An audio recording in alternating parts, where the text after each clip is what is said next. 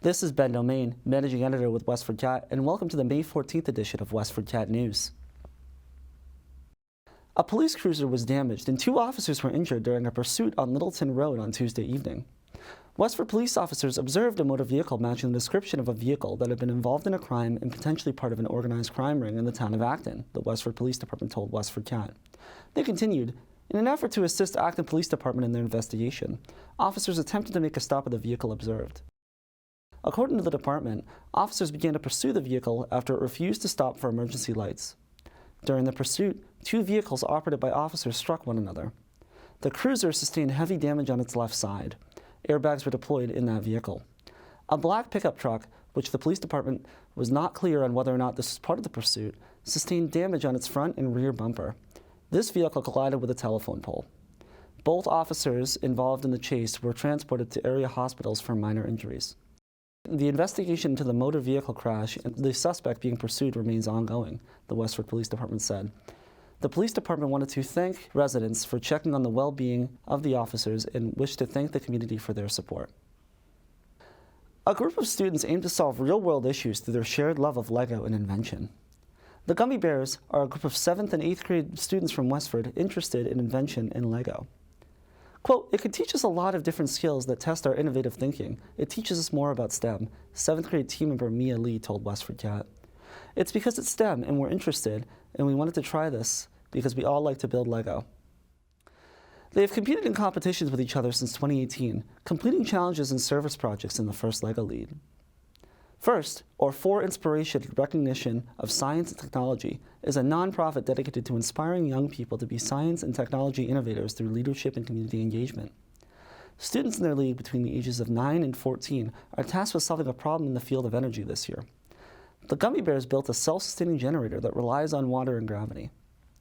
Quote, "There's a potential to help out the community and encourage kids to go into STEM," the team told WestfordCAT. "We're very proud of the vertical idea. No one else has done that, so we could get a patent. We're planning on sharing it so a lot more people can work on it." The team interviewed scientists from Hong Kong, researched a number of academic papers, and shared the idea with Mac Technologies in Westford and Shell TechWorks, a research subsidiary of Shell Global. The team was invited to present to a number of industry professionals at Shell TechWorks to promote their project and potential use around the world. Quote, "We see potential in using it in unused spaces or rural areas to generate electricity," 8th grade team member Arjun Aravind told WestfordCAT. Solving a real-world issue is only one of the challenges students face when participating in First Lego League. Students must compete and collaborate to complete a number of missions using an autonomous Lego robot students design and program. Quote, "We have to connect all of the motors and sensors to a certain brick, which only has 4 inputs for sensors. That limits our designs," Mia said. Her teammate, 8th grader Leo Huang, continued, "Every team goes through a certain strategy. Every team works to combine and complete the missions as fast as possible. Though teams compete against one another, the league includes a number of collaborative missions for them to complete with other teams. Quote, "They try to be cooperative. It gives them a reason to interact with one another," Vitaly Glazer, one of the team's coaches, told WestfordCAT. "It's not supposed to be a competition at the end of the day." Team members noted that during a past competition, the Gummy Bears worked with a team from Morocco. Both teams worked to overcome a language barrier on top of their missions. "It can be hard to communicate with others on a language barrier," 7th grade team member Isabel Glazer told WestfordCAT. Mia continued, "Their solutions were simple yet robust. I was amazed at how they created simple yet efficient attachments for their robot." Head coach Jun Zhang believes that students and parents may be, quote, "intimidated by the league, but hopes the team can change that." The team echoed this sentiment and hopes to make their league more accessible for future students. Quote, "There's a potential to help out the community and encourage students to go into STEM," Leo said. The team plans on hosting a number of events this summer, along with the Storm Gears, Westford's high school robotics team.